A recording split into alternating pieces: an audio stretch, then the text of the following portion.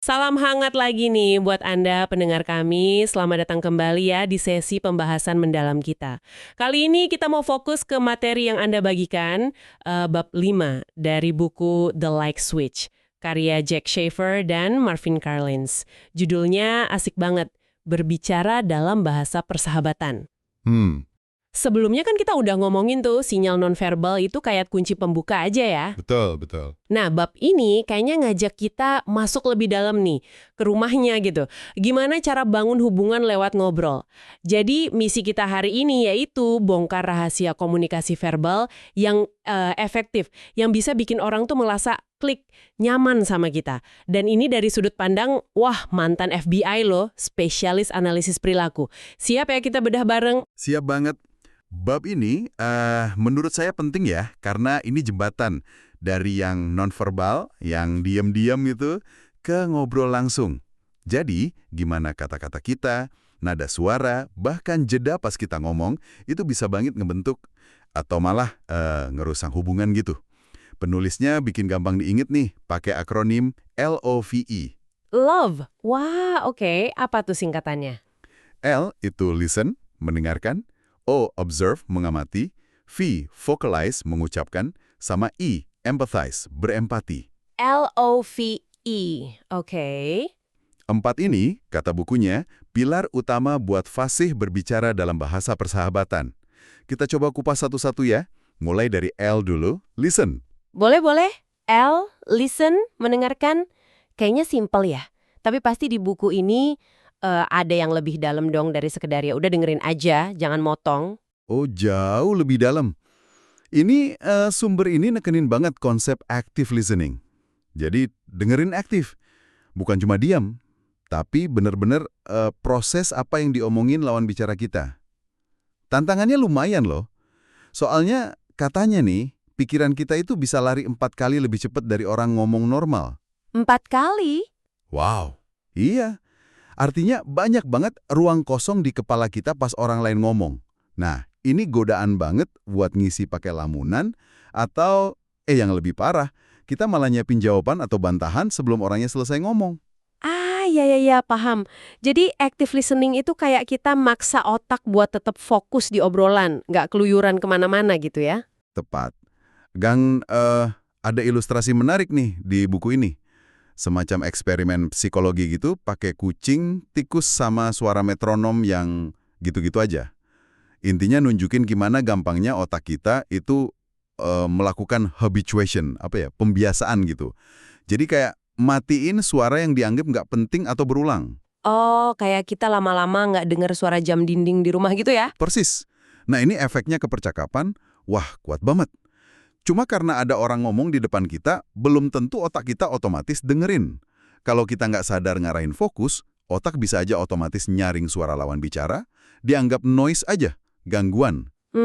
Pernah nggak ngerasa udah ngomong panjang lebar, bapak kok lawan bicara kayak lemot atau nggak nyambung? Sering sih.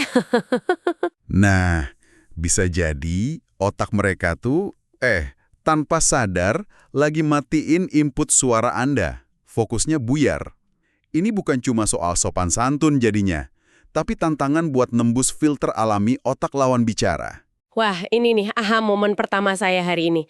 Jadi dengerin itu bukan pasif ya, tapi kerja aktif ngelawan kecenderungan otak kita sendiri. Oke. Terus pilar kedua, O, observe. Abis kita fokus dengerin, apalagi nih? Nah, sambil kita dengerin pakai telinga, kita juga harus pakai mata. O itu observe, mengamati. Komunikasi efektif kan, ya kita tahulah, nggak cuma omongan. Justru isyarat nonverbal itu penting banget. Bab ini spesifik banget nih, ngasih contoh isyarat mikro di area bibir, yang katanya bisa ngasih petunjuk soal emosi yang nggak keucap. Isyarat bibir? Serius? Kayak gimana tuh contohnya? Ada 3 nih yang disebutin. Pertama, lip purse, bibir mengerucut. Oke. Jadi bibirnya agak maju dikit atau membulat, kadang tipis banget, nggak kelihatan jelas. Kata Schafer, ini seringnya nunjukin kalau orang itu nggak setuju, atau lagi nahan informasi, nahan pendapat beda. Kalau Anda lagi presentasi, terus lihat ada yang gini, wah bisa jadi lampu kuning tuh. Oke, mengerucut itu nggak setuju atau nahan sesuatu. Terus apa lagi? Kedua, lip compression, bibir terkatup rapat. ini lebih kelihatan, lebih intens. Hmm, Bibirnya kayak jadi tipis, ketarik ke dalam mulut, hampir hilang gitu. Nah, ini sinyal stres, cemas, atau nggak nyaman yang lebih kuat. Mungkin dia ngerasa tertekan sama situasi atau topik omongan. wah. Terus yang ketiga? Ketiga, lip touching, menyentuh bibir. Bisa pakai jari, tangan, atau bahkan ujung pulpen gitu. Gerakan ini, kata sumber kita, sering muncul kalau orang ngerasa nggak nyaman sama topik yang lagi dibahas. Kayak secara nggak sadar pengen nutup mulut atau nyetop omongan soal topik sensitif itu. Baik omongan sendiri atau omongan lawan bicara. Menarik banget ya detailnya. Tapi, apa kita bisa yakin itu baca sinyal sekecil ini? Gampang salah nebak nggak sih? Misal orang ngerucutin bibir kan bisa aja karena lagi mikir keras, bukan nggak setuju. Pertanyaan bagus banget. Buku ini juga nggak bilang ini ilmu pasti kok. Konteks itu selalu jadi raja. Nggak ada satu isyarat pun yang artinya mutlak. Tapi poin pentingnya itu awareness, kesadaran kita. Dengan kita tahu potensi makna di balik isyarat ini, kita jadi lebih peka, jadi lebih ngeh kalau mungkin ada sesuatu nih di balik obrolan. Misalnya, kalau Anda lihat bibir terkatup rapat, abis Anda nanya sesuatu yang spesifik, nah itu data tambahan yang patut dipertimbangkan. Kuncinya itu lihat pola, jangan cuma satu kejadian aja. Oh, jadi lebih kayak nambah sensor kita pas komunikasi ya, bukan alat diagnosis. Oke, masuk akal. Nah, abis kita listen dan observe, langkah berikutnya V kan ya, vocalize. Gimana kita ngomongnya nih? Betul, V itu vocalize, mengucapkan. Ini soal gimana kita nyampein pesan kita. Sumber ini nekenin kalau cara kita ngomong itu seringkali lebih ngefek daripada kata-kata yang kita pakai itu sendiri. Ada beberapa elemen penting di sini. Emosi yang kita sembunyiin. Nada datar bisa dianggap bosen atau nggak setuju, padahal mungkin kita cuma capek atau lagi fokus banget. Sebaliknya, nada terlalu semangat di situasi yang salah juga bisa kedengeran nggak tulus kan. Iya juga ya. Terus? Kedua, kecepatan bicara. Kalau kecepatan, orang susah ngikutin, ngerasa diburu-buru. Kalau kelambatan, ya bisa bosenin atau malah kesannya ngerendahin. Ketiga, volume suara.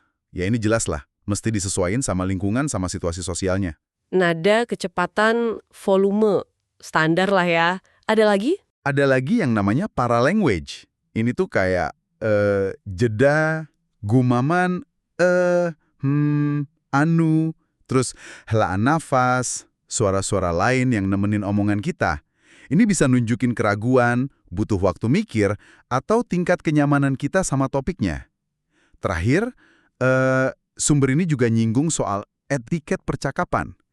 Kayak misalnya, ngasih jeda dikit sebelum jawab, itu nunjukin kita mikirin omongan lawan bicara. Nggak cuma nunggu giliran ngomong.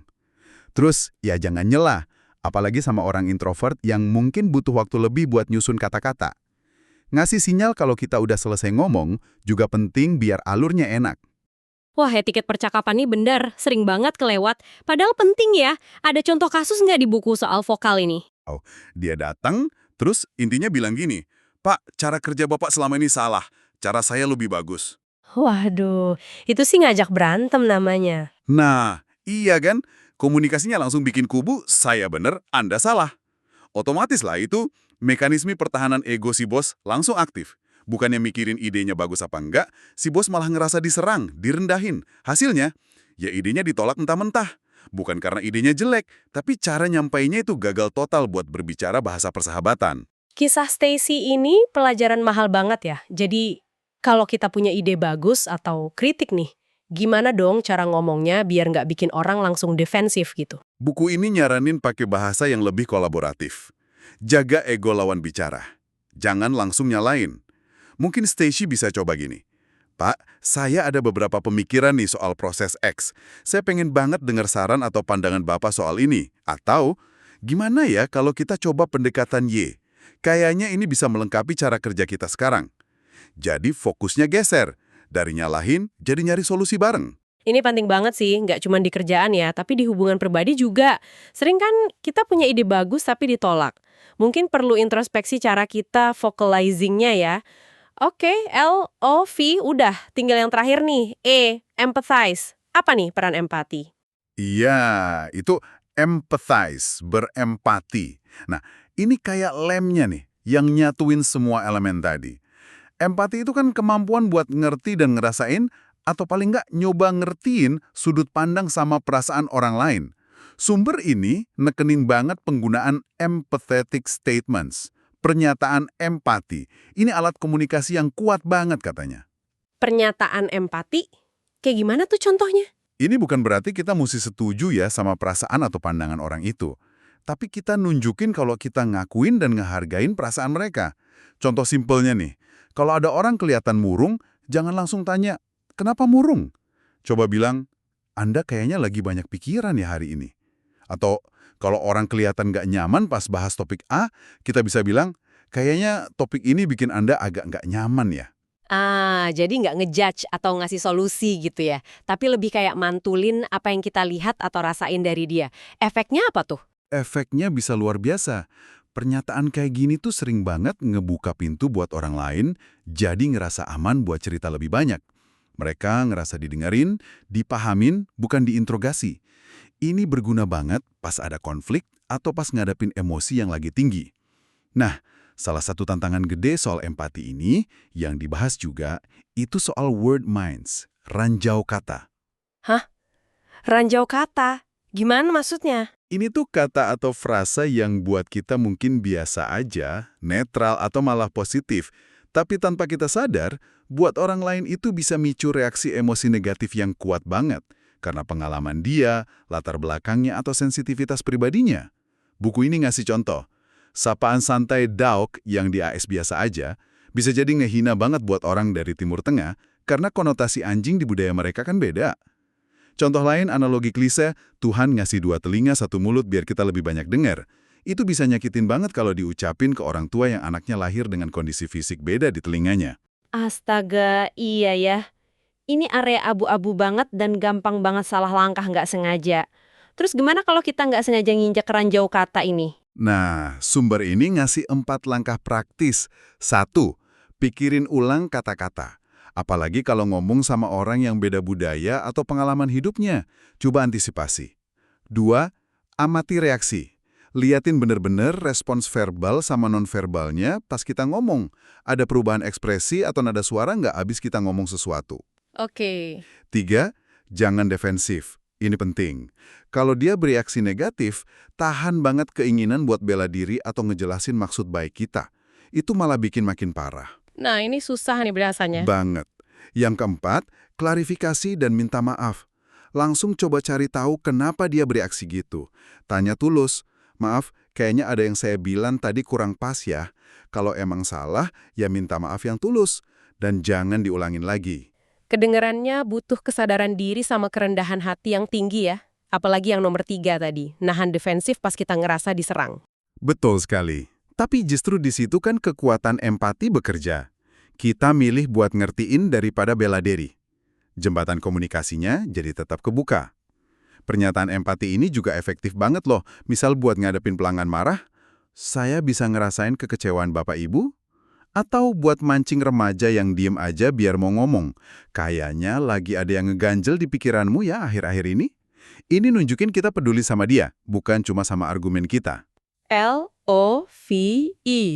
Listen, observe, vocalize, empathize. Kerangka yang kuat banget ini.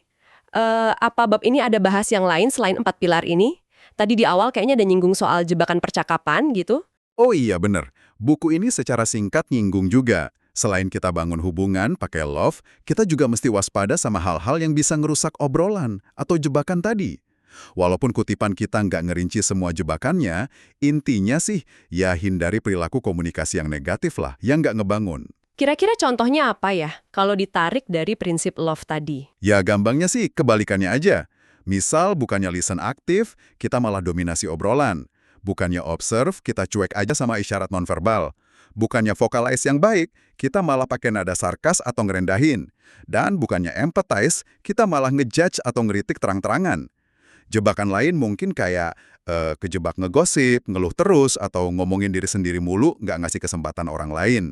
Intinya, jaga energi obrolan tetap positif, ngebangun, dan dua arah. Paham. Jadi ngindarin jebakan ini ya intinya konsisten aja sama prinsip love itu ya. Oke deh, coba kita rangkum yuk apa aja yang udah kita bedah dari bab 5 ini. Boleh, silahkan. Jadi bab 5, The Like Switch ini ngajak kita buat lebih dalam lagi ngelihat seni ngobrol buat bikin hubungan makin dekat. Kuncinya di akronim LOVE tadi ya. L itu mendengarkan aktif, bener-bener nangkep pesennya, nembus filter otak, listen. O itu mengamati isyarat nonverbal, apalagi yang kecil-kecil kayak di bibir, buat ngertiin perasaan yang nggak keucap, observe. V itu mengatur cara kita ngomong, nada, kecepatan, volume, etiketnya. Karena gimana kita ngomong itu sama pentingnya sama apa yang diomongin. Vocalize. Dan terakhir, E, nunjukin empati, ngakuin perasaan orang lain, dan waspada sama ranjau kata, empathize. Betul. Terus kita juga belajar dari kasus Stacy tadi. Pentingnya jaga ego lawan bicara pas nyampein ide. Dan gimana penyataan empati yang simpel aja bisa ngebuka pintu komunikasi yang tadinya ketutup. Ini semua alat praktis banget buat nguasain bahasa persahabatan. Rangkumannya bagus banget. Dan satu hal yang menurut saya menarik buat digarisbawahi dari pendekatan buku ini. Meskipun teknik-teknik ini kayak strategi ya, active listening, baca bibir, pernyataan empati, tapi intinya ini tuh upaya buat niru dan nguatin cara hubungan sehat itu tumbuh alami. Tujuannya bukan manipulasi, tapi ya biar kita lebih sadar aja, lebih peka sebagai komunikator. Lebih efektif bangun koneksi yang tulus sama orang lain. Jadi lebih otentik ya jadinya. Bisa dibilang gitu. Kayak yang disimpulin penulis di bagian ini, kutipannya lumayan kuat nih. Menggunakan alat-alat dalam bab ini akan membantu Anda mencapai kesuksesan dalam berbicara bahasa persahabatan. Kayak ada janji gitu, kalau kemampuan ini bisa dipelajarin, bisa dilatih sama siapa aja. Semoga ya, pembahasan mendalam kita kali ini benar-benar ngasih Anda, pendengar kami, wawasan baru. Mungkin beberapa alat baru juga buat dicoba di obrolan sehari-hari. Kekuatan kata-kata sama cara kita nyampeinnya emang luar biasa sih. Iya. Dan sebagai penutup nih, seperti biasa, ada satu pemikiran buat Anda renungin lebih lanjut. Bab ini kan banyak ngajarin kita cara mahamin dan ngerespon orang lain, tapi coba deh kita balik cerminnya bentar. Seberapa sering sih Anda, secara sadar, luangin waktu buat ngamatin gimana orang lain bereaksi sama cara Anda ngomong? Sama nada suara Anda, pilihan kata Anda, atau bahkan bahasa tubuh Anda pas dengerin mereka? Pertanyaan bagus tuh. Nah, kalau Anda pengen nguatin satu hubungan penting nih dalam hidup Anda minggu ini, apa ya satu perubahan kecil aja yang bisa Anda coba terapin dari prinsip love ini? Mungkin nyoba satu pernyataan empati? Atau bener-bener fokus dengerin tanpa nyiapin jawaban di kepala? Terus lihat deh apa dampaknya. Oke deh, terima kasih banyak udah nyimak sesi kita kali ini. Sampai ketemu lagi ya di pembahasan sumber-sumber menarik berikutnya.